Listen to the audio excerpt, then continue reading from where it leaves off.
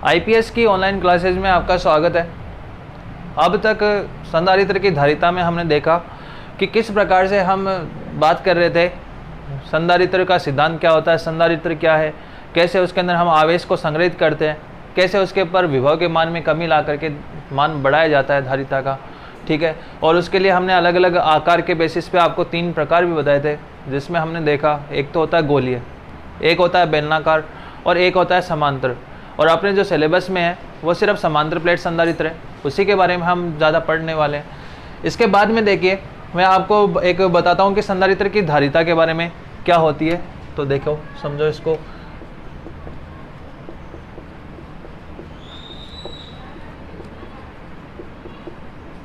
संधारित्र की धारिता, गोलीय संधारित्र की धारिता क्या होगी, तो इसको हम समझते हैं। वैसे सिंपल ही है, जो हमने फॉर्मूला किया है वैसे अपने पास ये लिखा हुआ नहीं है उस कॉपी में, नोटबुक में, और वो है भी नहीं अलग, खाली समझना है इसको कि क्या है। तो संधारित्र की धारिता कैसे निकाली जाती है, तो मान लीजिए कि गोलीय है ये, इसके पास प्लस क्यू आवेश है, जैसे हम इसको बैटरी के टर्मिनल से जोड़ते हैं। गोलीय संधारित्र लिया हमने,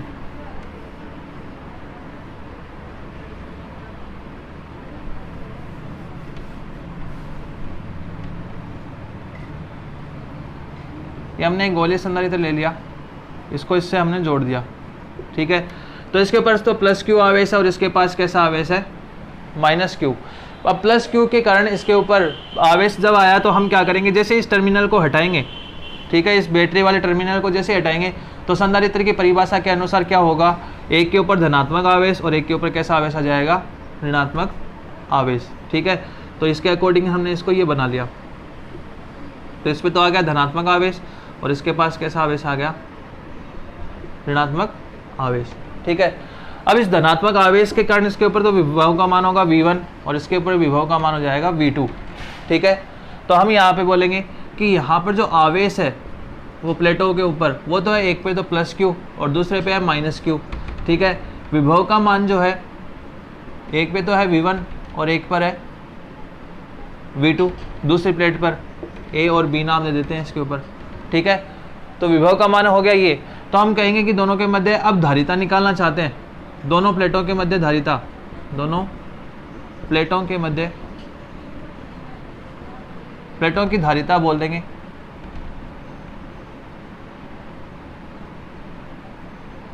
यानी दोनों प्लेटों की जो धारिता रहेगी, टोटल धारिता इन दोनों प्लेटों की वो कितनी रहेगी।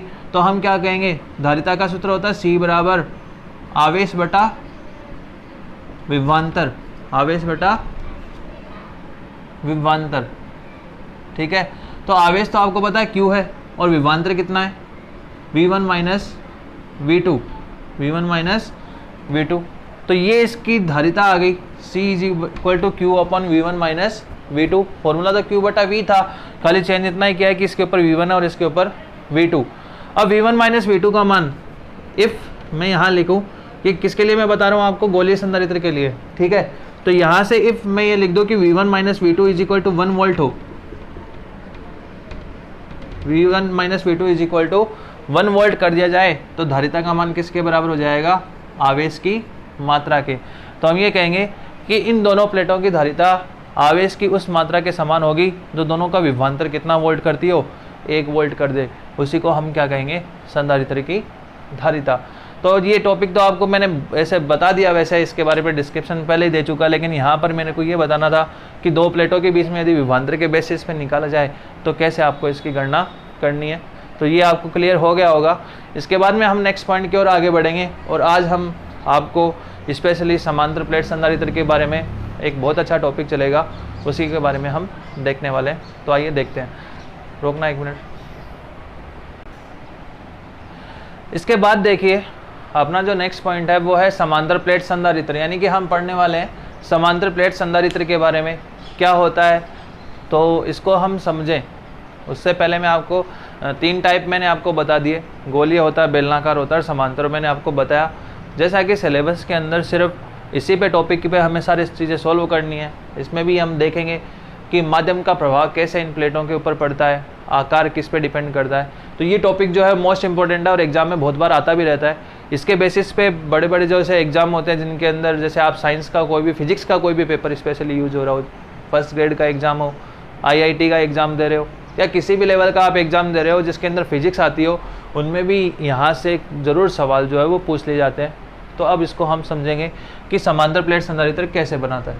ठीक है, तो मैंने आपको बताया था, देखो 2 प्लेटें ली जाती है, ये मैंने 2 प्लेटें ली यहाँ पर, जिसके ऊपर एक के ऊपर तो होगा धनावेश और एक पर होता है ऋणावेश। कैसे होगा ये तो आपको बताया, मैंने अभी बताया आपको समांतर प्लेट संधारित्र का जो सिद्धांत बताया था। ये धनावेश इसको ऋणावेश प्रेरित करेगा,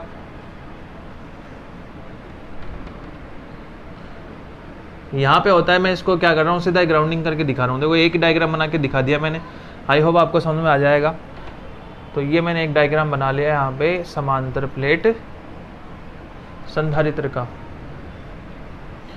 तो एक समांतर प्लेट आप देख रहे हो, समांतर है, 2 प्लेटें ली गई है इसके अंदर, जिसके ऊपर एक पर धनात्मक आवेश उपस्थित है। दोनों प्लेटों को एक दूसरे के समांतर रखा जाता है। तो ये क्या करेगा, इस प्लेट के चालक प्लेट के ऊपर क्या करेगा, ऋणात्मक आवेश को अपनी ओर आकर्षित करेगा और धनात्मक आवेश जो है वो एक तरफ चला जाएगा। ठीक है, यहाँ पर इसको ग्राउंडिंग करने पर ये इसके विभव के मान में कमी करेगा और हम क्या निकालेंगे, यहाँ से इसकी धारिता को गणना कर लेंगे। तो क्या होता है भाई, यहाँ पर आप देखो आवेश वितरण हो रहा है, यहाँ पर आवेश वितरण हो रहा है, यहाँ पर भी आवेश है। किस पे आवेश वितरण हुआ है, तो हम बोल रहे हैं पृष्ठ पर। किस पर आवेश वितरण हुआ, पृष्ठ के ऊपर। और पृष्ठ पर आवेश वितरण होता है तो उसको हम क्या कहते हैं, पृष्ठ आवेश घनत्व, यानी कि सिग्मा। याद कीजिए हमने दूसरे चैप्टर के अंदर पढ़ा था 3 टाइप के आवेश वितरण होते हैं। लीनियर होता है, एक तो रेखिक आवेश वितरण होता है, एक पृष्ठीय होता है और एक आयतनीय। रेखिक होता है उसको हम लैम्डा बोलते हैं, पृष्ठीय होता है उसको हम सिग्मा बोलते हैं और आयतनीय होता है उसको हम बोलते हैं रो। तो यहाँ पर कौन सा आवेश वितरण हो रहा है, पृष्ठीय आवेश वितरण। और चालक प्लेटों के बारे में बताया तो यहाँ पर आवेश वितरण हो जाएगा ये सिग्मा। कौन सा आवेश वितरण होगा, पृष्ठीय आवेश वितरण। तो मैं देख लीजिए, मैं यहाँ पर लिख देता हूँ कि यहाँ पर तो आवेश उपस्थित है +Q और यहाँ पर उपस्थित है आवेश -Q।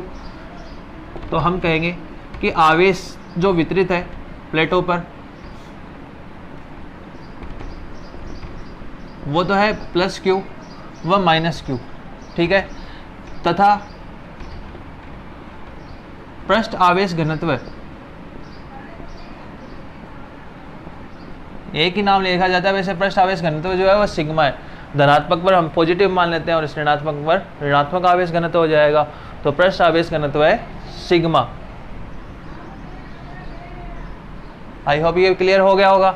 अब क्या होता है भाई, आप यहाँ पे देखिए आवेश तो यहाँ पर भी मौजूद रहेगा ऊपर। मैं आपको एक नया प्रभाव बताऊंगा आगे, इसके बारे में फिर से मैं डिस्कशन भी दूंगा क्या होता है। तो हम कहते हैं कि यहाँ से तो ये आवेश इसको प्रेरित कर रहा है, ये तो बात समझ में आ रही होगी आपको।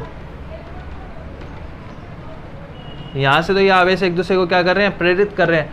लेकिन किनारों पर आवेश की मात्रा जो होती है वो ज़्यादा होती है, यानी कि आवेश ज़्यादा होगा तो पृष्ठ आवेश घनत्व का मान ज़्यादा होगा, क्योंकि हमने सिग्मा बराबर पढ़ा हुआ है क्या होता है Q/A। Q का मान ज़्यादा तो सिग्मा का मान क्या होगा, ऑटोमेटिक ही ज़्यादा होगा। तो यहाँ पर क्या किया जाता है कि यहाँ पर ऐसा बोला जाता है कि समांतर प्लेट संधारित्र के किनारों पर, समांतर प्लेट संधारित्र के किनारों के ऊपर आवेश की मात्रा अधिक होने की वजह से, यहाँ से अधिक होने की वजह से क्या होता है, पृष्ठ आवेश घनत्व का मान ज़्यादा होने की वजह से ये जो विद्युत क्षेत्र रेखाएं आप देख रहे हो, विद्युत क्षेत्र रेखाएं मैंने बनाई है, वे ऊपर से इस प्रकार से मुड़ जाती है। धनावेश में हमने पता है विद्युत क्षेत्र रेखाएं बाहर की ओर होती है और माइनस में होती है अंदर की ओर। ये बात भी हम लेके हुए चल रहे हैं, एक एक बात को जो हमने फर्स्ट चैप्टर से पढ़ा है उसको। ठीक है, तो ये रेखा इस प्रकार से मुड़ जाती है, समझ में आ रही है बात। इस प्रकार से ये रेखाएं मुड़ जाएगी, यानी कहा जाता है कि समांतर प्लेट संधारित्र के किनारों के ऊपर आवेश घनत्व का मान अधिक होने की वजह से इस पर विद्युत क्षेत्र रेखाएं जो होती है वो किनारों से कुछ घूम जाती है। इसको हम बोलते हैं उपांत प्रभाव। कौन सा प्रभाव नाम दिया जाता है, उपांत प्रभाव। उपांत प्रभाव, इसकी डेफिनेशन एक बार पूछ ली गई थी एग्जाम के अंदर। उपांत प्रभाव क्या होता है, इसको फ्रिंजिंग इफेक्ट भी बोला जाता है, फ्रिंजिंग इफेक्ट, फ्रिंजिंग प्रभाव भी बोला जाता है इसको। ठीक है, क्या होता है उपांत प्रभाव, मैं एक बार फिर से बता देता हूं कि इन प्लेटों के ऊपर किनारों पर संधारित्र की, प्लेटों के किनारों पर पृष्ठ आवेश घनत्व का मान, पृष्ठ आवेश घनत्व का मान अधिक होने के कारण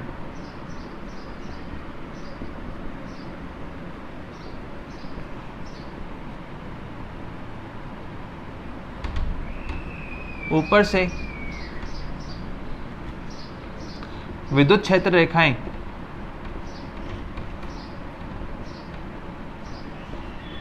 वक्रीय रूप ले लेती है, वक्रीय हो जाती है। इस प्रभाव को उपांत प्रभाव कहा जाता है, उपांत प्रभाव या फ्रिंजिंग इफेक्ट भी कहते हैं।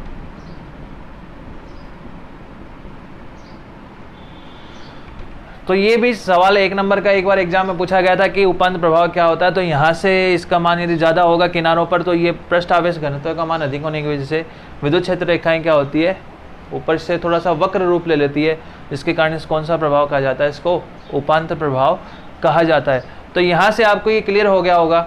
अब ये चालक प्लेट है, ठीक है, और चालक प्लेट के कारण हमने पढ़ा था, चालक प्लेट के कारण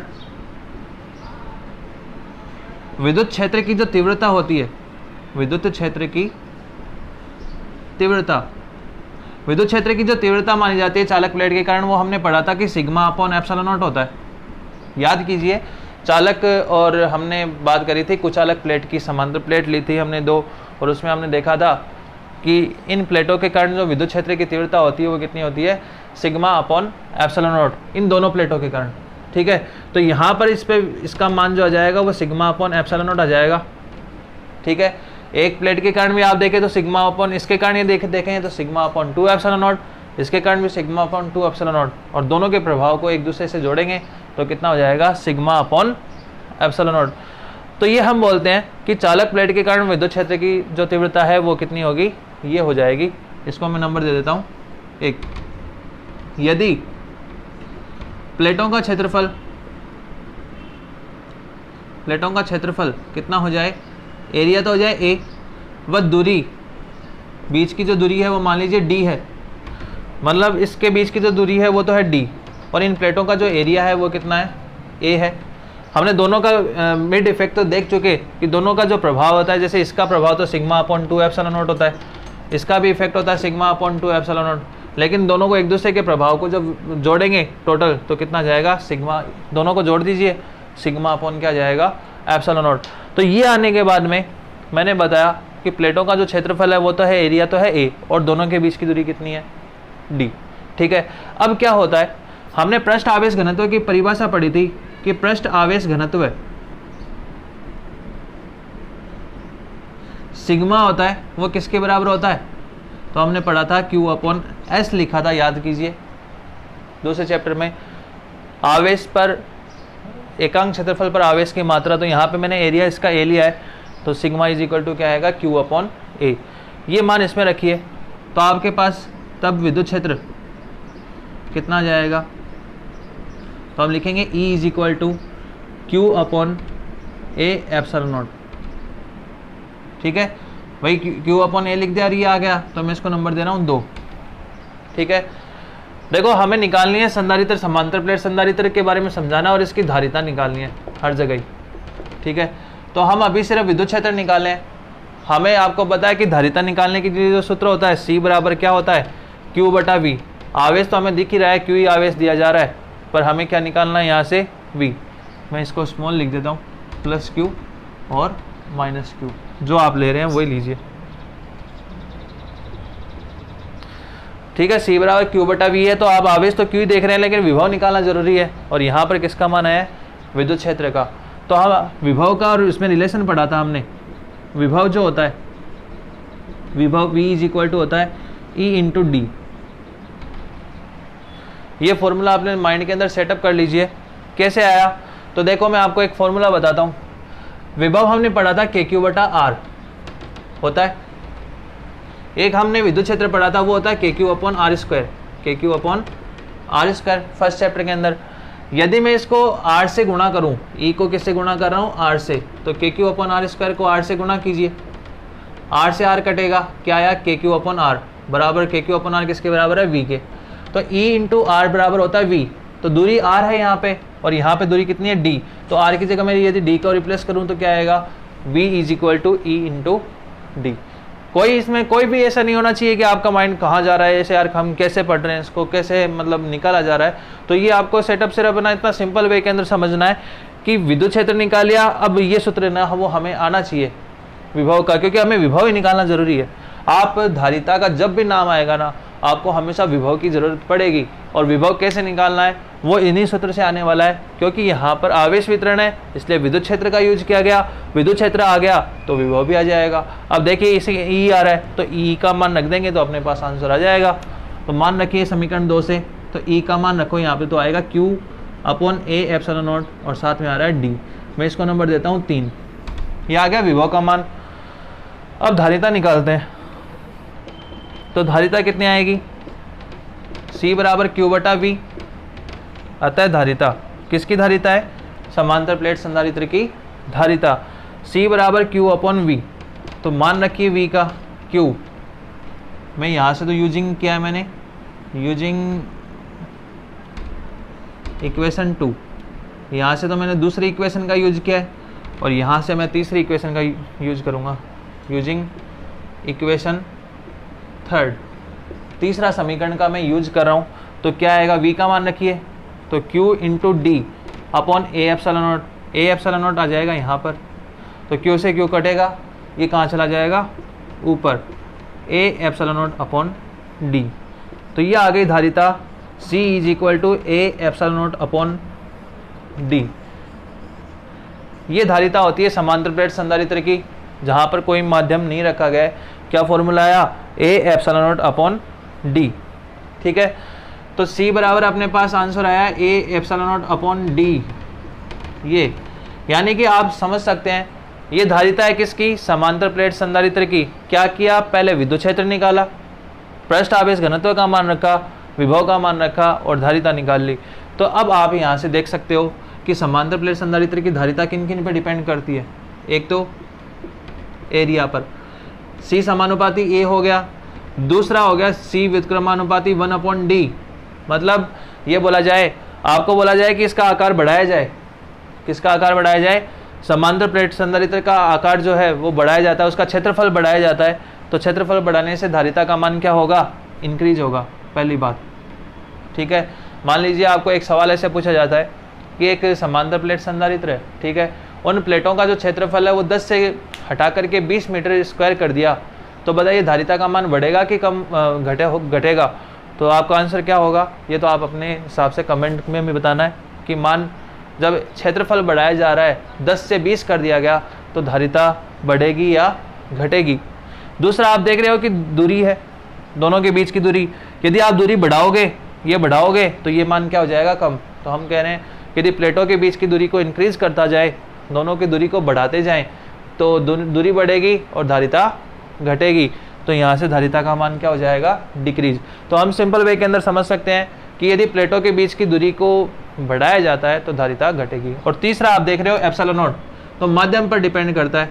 तो माध्यम में यदि चेंज कर दिया जाए, मान लीजिए इसको मीडियम होता है, इसके बीच में तेल रख दिया जाता, कागज़ रख दिया जाता, लकड़ी रख दी जाती, तो क्या प्रभाव पड़ता। तो हम बोलते हैं कि माध्यम की वजह से ये एप्सिलॉन में चेंज हो जाता।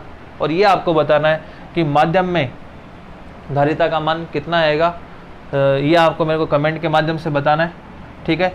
तो आई होप ये भी आपको समझ में आ गया होगा।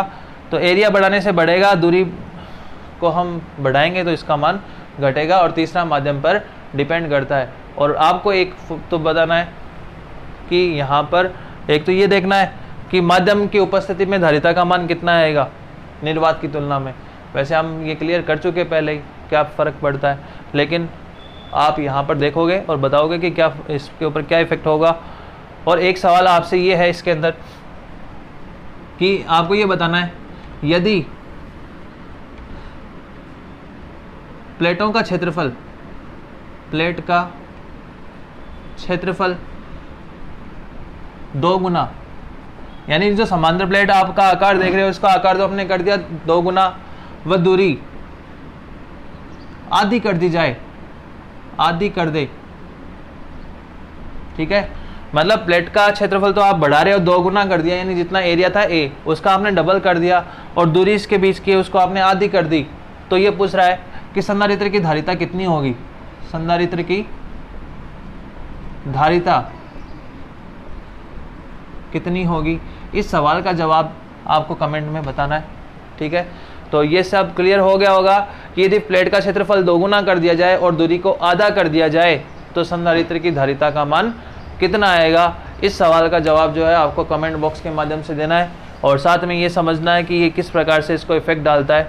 तो ये सब क्लियर हो जाना चाहिए। 2 चीज़ें आपको इसमें जवाब देनी है, एक तो ये वाली और दूसरा ये बताना है कि माध्यम के अंदर धारिता कितनी आएगी, ठीक है। तो आपको समझ में आया होगा। ये पूरा जो टॉपिक है मोस्ट इम्पोर्टेंट टॉपिक है, बहुत अच्छा टॉपिक है। इसको समझिए एक एक को लाइन को, और यहाँ से सीखने का प्रयास कीजिए। जल्दी ही ये टॉपिक भी है वो ख़त्म होने वाले हैं। तो आज के लिए इतना ही करेंगे हम। थैंक यू, धन्यवाद।